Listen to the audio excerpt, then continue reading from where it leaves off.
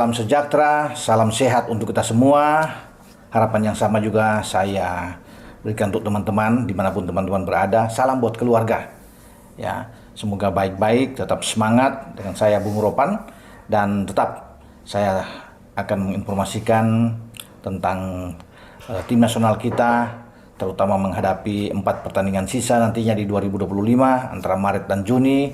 Ada Australia, Bahrain, Cina, dan Jepang. Dan hari ini ya, saya coba untuk mengangkat bagaimana Pak Erick Thohir sudah merencanakan untuk Indonesia sebagai penyelenggara Piala Asia sebagai tuan rumah 2031, karena 2027 Arab Saudi menjadi tuan rumah, dan kita itu sudah langsung lolos ke Arab Saudi. Jadi tidak melalui kualifikasi, ya teman-teman pasti tahu semua. Karena 18 tim yang masuk ke ronde ketiga di Piala Dunia Zona Asia itu semua udah pasti lolos. Ya, yang tersisi sampai di putaran kedua ya termasuk Thailand, Vietnam, Malaysia, semua itu yang ada di Asia Tenggara harus kualifikasi. Ya, jadi kita bersyukur bahwa tim nasional kita itu langsung masuk. Ya, suatu kebanggaan tentunya kita melalui Piala Asia nantinya di Arab Saudi, kita berada ya di posisi 18 besar. Tinggal menunggu lagi, mungkin ada 6 tim ya, yang akan masuk ya, untuk melengkapi di 24 tim, tapi fokus akan ke sana. Nah, tahun 2031 kita penyelenggara tunggal yang diajukan oleh PSSI, oleh Pak Erick Thohir sudah tanda tangan, juga termasuk oleh Pak Sekjen Pak Yunus Nusi sudah tanda tangan dan sudah mengirim surat ke AFC bahwa kita ingin menjadi tuan rumah ya, seperti 2007 yang lalu di mana kita menjadi tuan rumah bersama dengan Thailand, ada Vietnam ya, bersama-sama di Asia Tenggara ketika itu. Dan sekarang kita tunggal saja, tidak menggandeng siapapun. Semoga ya kita berdoa bersama Indonesia menjadi tuan rumah. Tapi ini masih proses bidding ya, kata Pak Erick, ya kita bersabar aja, kita doakan bersama semoga ini bisa terwujud ya, kita sebagai penyelenggara tunggal. Tapi harus melalui bidding ya, karena banyak juga yang ingin menjadi tuan rumah tentunya penyelenggara. Nah, untuk tim nasional kita yang sedang bersiap ke melanjutkan ronde ketiga nantinya, tentunya banyak harapan-harapan dari masyarakat. Kalau kita menarik kaleidoskop terakhir bahwa sepak bola kita sedang terbang tinggi, sedang naik ya untuk tim senior. Ya, dengan adanya pemain-pemain diaspora tentunya ini menambah daya tarik sepak bola Indonesia lebih bergairah lagi. Ya, di tangan Ketua Umum Pak Erick Thohir, di tangan pelatih kepala Sintayong, ada manajer Pak Sumarji, semua komponen ini bersatu untuk memajukan sepak bola Indonesia. Jadi teman-teman ya, saya ingatkan pada teman-teman, kalaupun sekarang ada muncul riak-riak yang banyak ya, ada pro kontra soal STY, soal federasi, soal PSSI, marilah kita bersama-sama untuk menyambut tahun baru nantinya. Boleh berbeda pendapat, tetapi semua ini hanya untuk mempersatukan ya.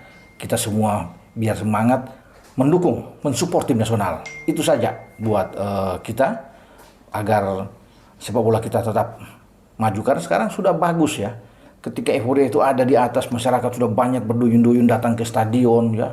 Tidak seperti dulu lagi. Sekarang bahkan perempuan itu paling banyak, ibu-ibu, anak-anak datang membawa keluarga nonton stadion. Suatu pemandangan yang luar biasa. Ini juga terjadi di luar negeri, dan sekarang kita karena kerinduan ya masyarakat Indonesia ini untuk melihat sepak bola kita maju dengan kedatangan pemain-pemain seperti Jai Itzes, Calvin Verdong, ya Tom Haye, ya, Martin Pas, Ragnar Oratmangun, Mes Hilgers, Kevin Dix, Eliano, semua sudah berkumpul untuk bisa bersama-sama dengan pemain-pemain sebelumnya. Kan ada Justin Hubner, Ivar Jenner, Sandy Walsh, Sain Patinama, ya, Munar Rafael Struy, kan sudah lebih dulu. Jadi kedatangan pemain-pemain tambahan ini ya membuat masyarakat itu terbius di sini untuk apa? Wah, terobsesi ya. Maksudnya untuk bisa mendukung timnas kita. Apalagi kalau bermain di GBK.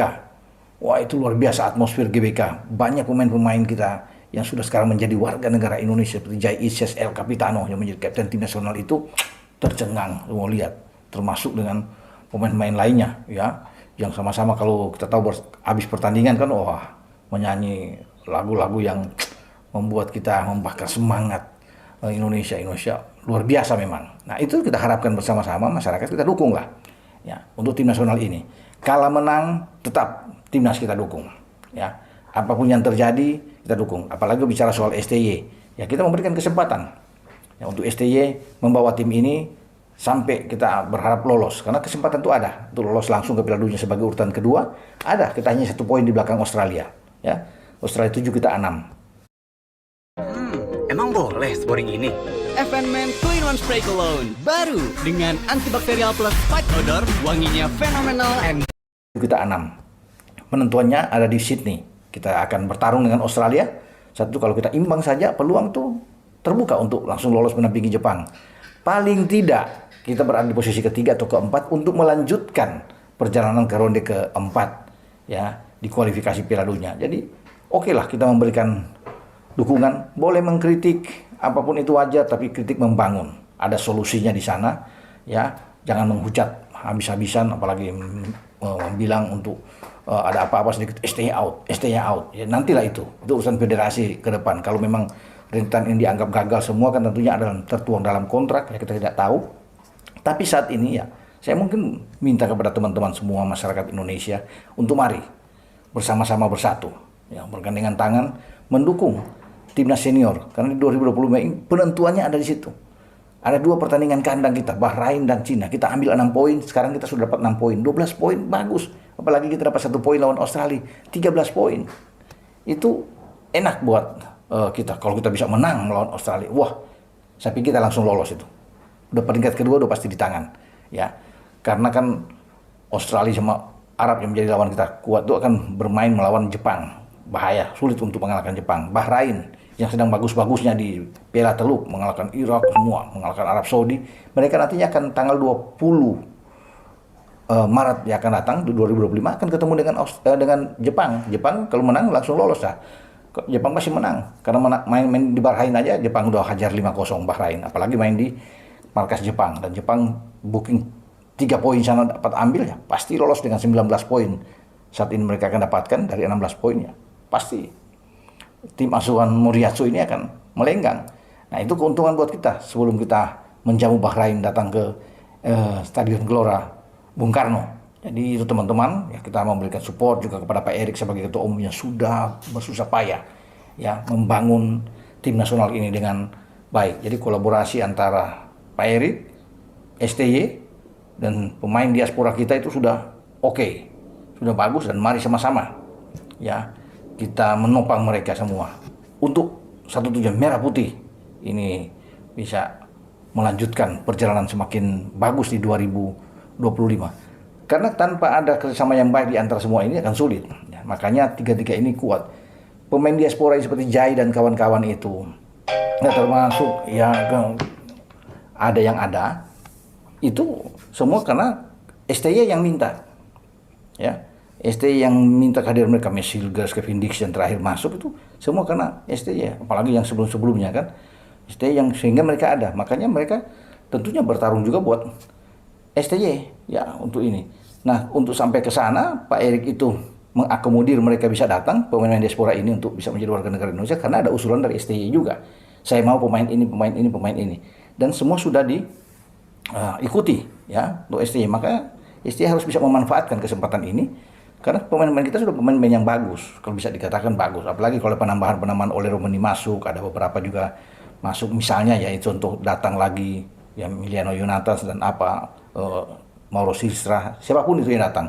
Kita akan semakin kuat, karena kalau kita bisa lolos, itu Pak Erik sudah bilang, kita akan datangkan pemain-pemain yang baik. Kan bertarung di Piala Dunia, nantinya kalau lolos ke Piala Dunia, itu tidak gampang. Harus ada kualitas yang grade A betul semua bermain. Jadi ada keseimbangan di antara pemain starting 11 dan juga yang ada di bench. Itu yang menjadi pemikiran dari Pak Erik untuk kalau kita lolos harus ada pemain. Mau tidak mau, penambahan itu harus ada. Karena tidak mudah untuk bermain. Jangan jadi hanya pelengkap, hanya datang ke sana kemudian kita dihancurkan, ya, diobok-obok. Jadi tidak boleh.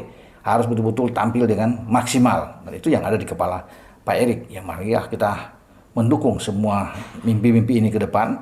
Dan juga kinerja dari STY. Semua pemain-pemain diaspora kita. Pemain-pemain yang ada, pemain Indonesia bermain di Liga 1, kita support mereka. Karena mereka pun yang dipilih itu adalah pemain-pemain terbaik. Rizky Ridho dan kawan-kawan, kita harus dukung mereka. Sehingga mereka bisa belajar banyak, ya, untuk termotivasi seperti yang dilakukan oleh pemain-pemain seperti Calvin Verdong, dan Tom Hai, Ragnar Oratmangun, Jai Ises, dan kawan-kawan. Semuanya. Jadi kita berdoa yang terbaik untuk sepak bola Indonesia, teman-teman. Ya, itu yang menjadi harapan saya dan juga saya pikir harapan dari semua masyarakat Indonesia terhadap tim nasional kita. Oke, dengan saya Bung Ropan berbicara di sini. Ciao.